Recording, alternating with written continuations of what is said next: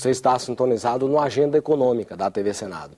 O Brasil inteiro se animou com a perspectiva de um crescimento econômico de 2,7% registrado no primeiro trimestre deste ano, com relação ao mesmo período do ano anterior. Embora esse dado isolado não revele muita coisa, por ter sido comparado a uma base muito baixa de um país que, como todo mundo, estava em crise, outras comparações feitas com períodos diferentes apontam sempre para um elevado nível de crescimento econômico este ano. Na mesma semana que o IBGE divulgou os números das contas nacionais, o Comitê de Política Monetária, o Copom, decidiu elevar a taxa básica de juros da economia em 0,75 pontos percentuais. E isto num país que já é o campeão absoluto dos juros altos. O motivo alegado para esse movimento vem da economia clássica. O país não tem nível de oferta suficiente para atender a um ritmo acelerado de crescimento da demanda. Para evitar novas altas de preços e perda de controle da inflação, as autoridades monetárias decidiram, então, elevar os juros, para, com isso, esfriar os ânimos do consumo e do crescimento. Assinalam que, desse modo, estão criando as condições reais para garantir a continuidade do crescimento sustentável a médio prazo. É para discutir a política monetária e o crescimento da economia que o Agenda Econômica vai conversar hoje com o professor José Luiz Oureiro, da Universidade de Brasília, a UNB. Participa dessa entrevista o jornalista Davi Emerick. Professor, muito obrigado pela sua presença nos estúdios da TV Senado. Eu que agradeço. Vamos pegar primeiro a questão do comportamento da inflação. Medindo aí pelos índices IPCA e IGP, né, registrou-se no período janeiro-maio um aumento de 3,09% no IPCA, né, quer dizer, que é um 0,89 ponto percentual acima do mesmo período de 2009, embora seja uma base um pouco diferenciada, claro, como nós comentamos. E o IGP, o Índice Geral de Preços, que é calculado, o IGPDI, calculado pela Fundação Getúlio Vargas, elevou-se também de 0,72 pontos percentuais em abril para 1,57% em maio. No período de janeiro-maio deste ano, a variação foi preocupante, de 5,12%. Quer dizer, há uma conjuntura favorável ao crescimento de preços, ao comportamento de preços e ao crescimento da inflação? Olha, Lival, a economia brasileira, ela vem se recuperando aí, né, de uma crise forte, né, no último trimestre de 2008, primeiro trimestre de 2009. Crise essa na qual, por exemplo, o setor industrial teve uma queda, né, de 30% da produção, né, no último trimestre de 2008, e reagiu, ou tentou reagir a essa queda de produção industrial por intermédio da redução das margens de lucro. Tá? Isso fez com que a inflação, no final de 2009, fechasse um pouquinho abaixo do centro da meta de 4,5%. Então, era absolutamente natural que após, né, um período forte de crise, em que ocorreu uma contração das margens, né, você tivesse uma aceleração da inflação. Tá? Então, assim, esse comportamento, tanto do IPCA como do IGP, de uma certa forma era esperado. Ou seja, era esperado que você tivesse uma recuperação das margens de lucro e isso levasse a uma aceleração da inflação. Agora, tem um segundo dado que eu acho que é importante a gente levar em conta e que não está sendo levado em conta pelo governo, pelo menos pelo Banco Central, né? Que é o seguinte: quando a gente olha os números do IBGE, a gente observa que do crescimento, né, de 2,7%, né, no primeiro trimestre de 2010, o investimento está crescendo 3 vezes mais rápido que o PIB. Ou seja, esse crescimento, ele é um crescimento de uma qualidade diferente. Sim, mas comparado em que base esse crescimento? Não, comparado com o ano passado, mas o fato é que os números estão indicando a retomada do ciclo de crescimento que a economia brasileira tinha antes da crise. Ou seja, antes da crise, você tinha um investimento, isso lá por volta de junho, julho de 2008, o investimento estava crescendo a um ritmo 3 vezes superior ao PIB. O que isso sinaliza? Isso sinaliza que a taxa de investimento, que é o investimento sobre PIB, vai aumentar ao longo do tempo. Bom, o que é uma sinalização muito boa. Significa que, na medida que o investimento vai crescendo na frente do PIB e você está aumentando a taxa de investimento, isso sinaliza que lá na frente você vai ter um crescimento sustentado maior do que você tinha antes. Bom, mas nessa transição, né, em que você está saindo de um investimento relativamente baixo para uma taxa de investimento mais alta, tem algo que precisa ser feito por parte das empresas. Elas têm que financiar esse investimento. E a principal fonte de financiamento do investimento continua sendo, tanto no Brasil como em qualquer lugar do mundo, o autofinanciamento, que são os lucros retidos. Então, observe, é absolutamente natural que no momento que as empresas estão planejando um aumento significativo do investimento, que o investimento está crescendo 3 vezes mais rápido do que o PIB, que você tenha um aumento de preços que advém, que é causado por recuperação de margens de lucro, por aumento de margens de lucro, que tem a funcionalidade de gerar os recursos necessários para as empresas financiarem os seus projetos de investimento. Então, assim, quando eu olho esses números, né, do IPCA e do IGP no início do ano, eu não fico surpreso, ou seja, para mim era natural que após uma crise como que a gente teve, e que reduzir as margens de lucro foram reduzidas, você teria uma aceleração, exatamente, uma aceleração da inflação. Mas quando eu também vejo os dados de investimento, eu olho para esses dados de inflação e vejo que eles são totalmente justificáveis. Então, assim, eu não vejo razão para a gente criar esse terrorismo inflacionário que está sendo criado no Brasil mais uma vez. Tá? Eu acho que da última vez que eu fiz entrevista aqui, tá, eu falei exatamente essa palavra, do terrorismo inflacionário. Pois, bem, repito de novo. Tá? Há no Brasil um clima de terrorismo inflacionário, cujo objetivo é mexer na taxa de juros básica da economia. O senhor falou em recursos, o senhor falou em retomada dos investimentos. Se fala muito que a taxa de poupança no Brasil para investimento é muito baixa, chegar em torno de 18% do PIB. O senhor também falou de uma das fontes desses recursos de investimento. Como que é? O senhor falou que está crescendo 3 vezes mais que o PIB. De onde vem esse dinheiro concretamente? Qual o limite de investimento que o Brasil tem? Como que o senhor analisa essa questão? Bom, a questão da relação entre investimento e poupança, quer dizer, é uma questão que é controversa entre os economistas. Né? Quer dizer, os economistas keynesianos como eu acreditam que é o investimento que determina a poupança por uma série de mecanismos. Né? Quer dizer, você pode ter um mecanismo que é a ocupação da capacidade produtiva, outro mecanismo que é mudanças na distribuição de renda, enfim. Mas o fato é que keynesianos como eu acreditam que é o investimento que determina a poupança. Então, a poupança nunca é um limite para o investimento. O limite para o investimento, o que dá o limite, é o estado de ânimo dos empresários. E é o que tudo indica, né? O estado de ânimo dos empresários no Brasil se recuperou. Ou seja, você teve, né, aquele pânico, né, no final de 2008, início de 2009, do tipo, bom, o mundo vai acabar e atingir o Brasil. Né? E com as medidas que o governo, né, foi adotando, políticas, né, de expansão fiscal, política de expansão do crédito, né, dos bancos públicos, etc., você conseguiu recuperar esse otimismo, e o que os empresários estão fazendo agora é investir. Então, veja bem, no momento que nós estamos iniciando um processo de retomada consistente do investimento, vem o Banco Central querendo abortar esse processo, com a justificativa de que é necessário você aumentar a taxa de juros para você conter a elevação de preços. Ora, existem outros mecanismos que o Banco Central ou o governo poderiam ter adotado para focar o crescimento da demanda não em cima do investimento, mas em cima do consumo. Ou seja, eu poderia, por exemplo, uma coisa que há muitos anos não é feita no Brasil, por exemplo, eu quero conter o crescimento da demanda. Eu posso, por exemplo, limitar o número de prestações de crediário.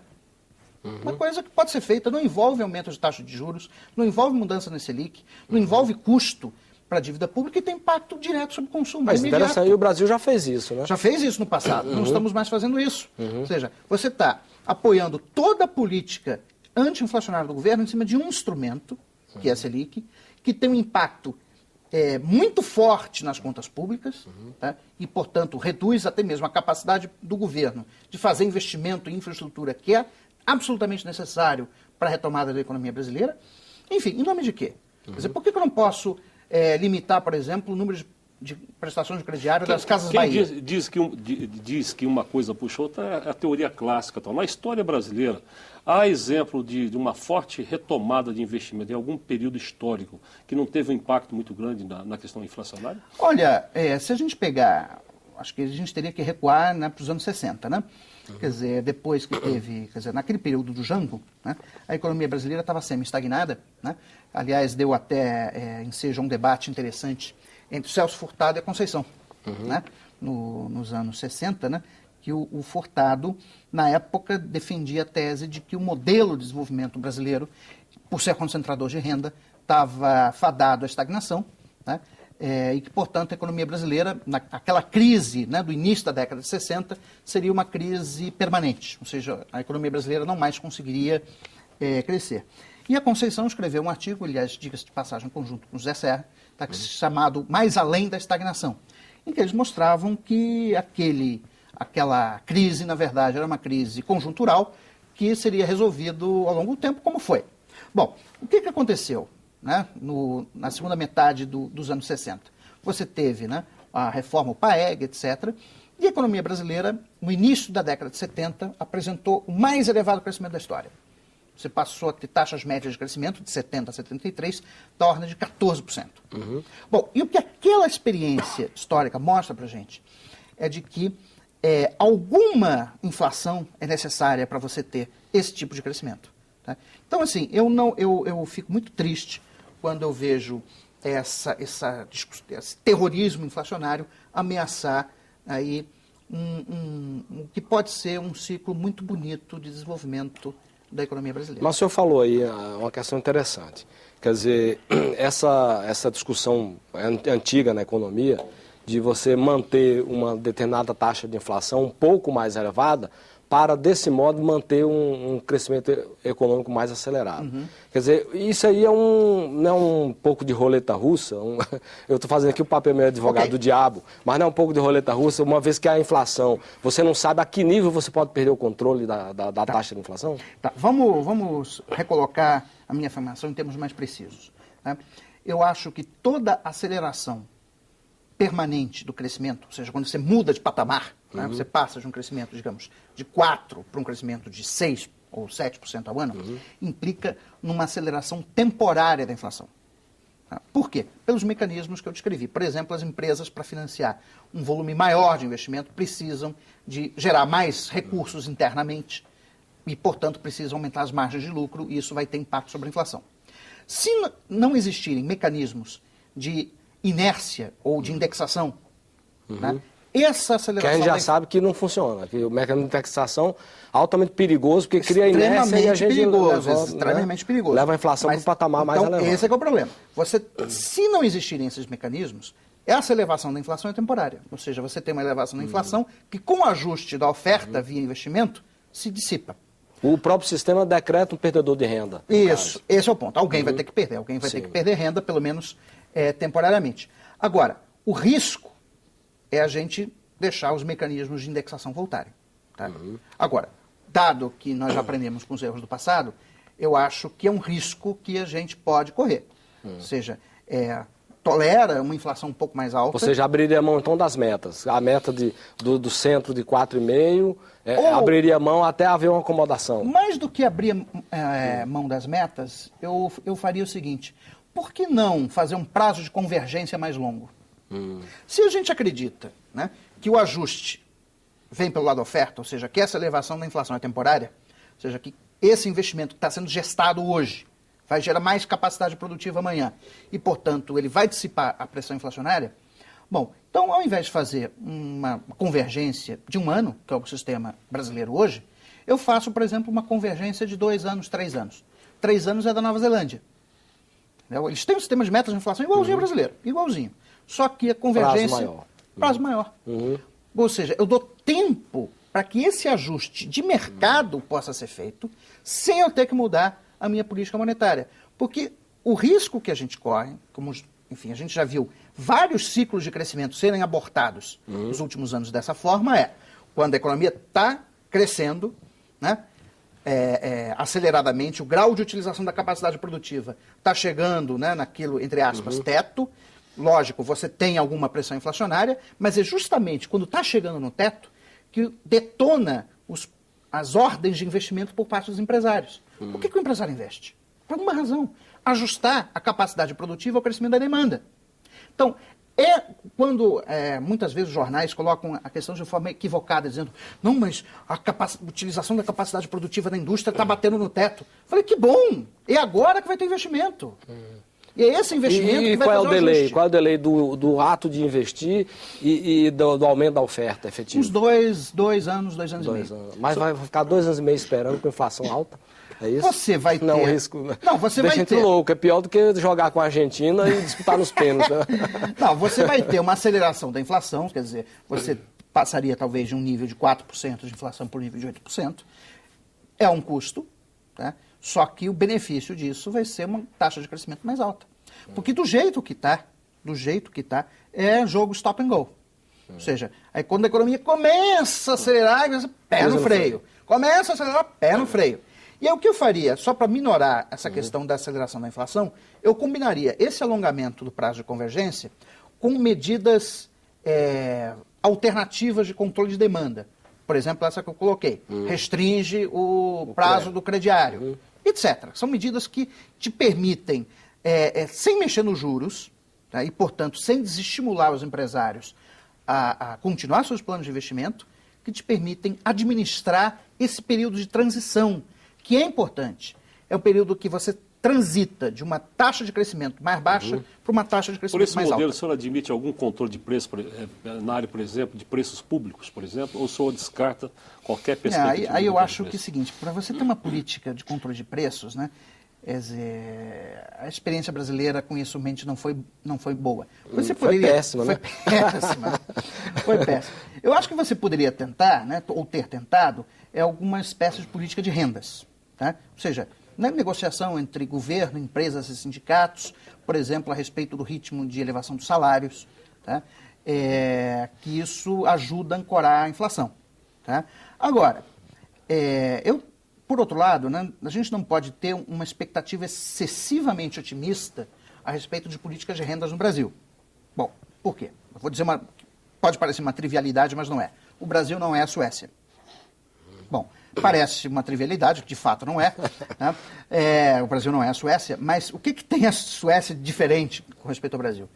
É que na Suécia o nível de centralização das barganhas salariais é muito alto. Ou seja, você tem 3 sindicatos na Suécia, que representam uma parte considerável da força de trabalho na Suécia. Você tem também sindicatos patronais que representam uma parte considerável das empresas na Suécia. Então, na Suécia, você pode reunir o ministro da Fazenda, o presidente da Confederação Geral dos Trabalhadores da Suécia e o presidente da Confederação dos Patrões na Suécia numa mesa, e eles vão discutir reajuste de preços e salários. É fácil você fazer esse tipo de coisa na Suécia. No Brasil, você tem milhares de sindicatos, milhares de empresas, os sindicatos representam, mas não tropo. Todos com imposto sindical. Todos com imposto sindical, etc. Então, assim, você fazer uma política de rendas no Brasil e achar que isso é que vai ancorar a inflação, isso não funciona. Agora, como algo auxiliar, né? Ou seja, para você administrar essa transição de um crescimento de 4% para um crescimento de 6%, eu acho que seria algo interessante a ser feito. O custo da taxa de juros sobre a dívida pública, aguarde.